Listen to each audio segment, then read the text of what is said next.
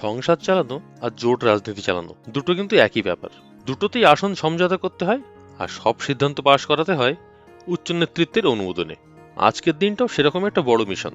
গিন্নি এবং শাশুড়ি মা, অর্থাৎ আমাদের যৌথ উচ্চ নেতৃত্ব আজ গৃহে অবস্থান করছেন।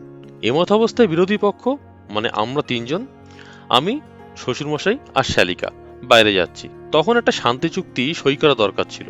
প্রথম দায়িত্ব ছিল তাদের মুখের একটু মিষ্টি হাসি নিশ্চিত করা। সোজা হাজির হলাম মিয়া অমরেতে। কিনে ফেললাম তাদের বিখ্যাত চিকেন ইন্টারনেট, আর সাথে পছন্দের আম পেস্ট্রি, গ্রিন ম্যাঙ্গো চকোলেট আর টিরামিসু পেস্ট্রি। কারণ রাজনৈতিক বিশ্লেষকরা যাই বলুন, মিষ্টি কিন্তু যে কোনো ক্যাবিনেট মিটিং সামলে দেওয়ার ক্ষমতা রাখে।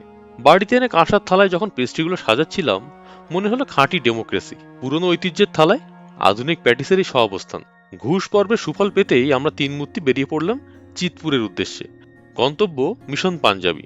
রাতের কলকাতার রাস্তা, ট্রামের আলো যেন কোনো রাজনৈতিক হেডলাইনের চেয়েও বেশি বাস্তব এবং চেনা। দোকানে পৌঁছানোর পর বুঝলাম, আসন সমঝোতার চেয়েও বড় অলিখিত নিয়ম হলো একটি বিশেষ অনুষ্ঠানের জন্য এই যে গিন্নির ব্লাউজের রঙের সাথে আমার পাঞ্জাবির রঙের ম্যাচিং। এক চুল এদিক ওদিক হলে পুরো বাজেট ভেস্তে যেতে পারে। একের পর এক রেশমি আর জরিদার পাঞ্জাবি উল্টে পাল্টে দেখা হলো, যেন হাই প্রোফাইল কোনো কমিটির বৈঠক চলছে। অবশেষে তিনজনের যৌথ পর্যালোচনায় একটি রং ফাইনালাইজ হলো এবং স্বস্তির নিঃশ্বাস ফেলা গেল।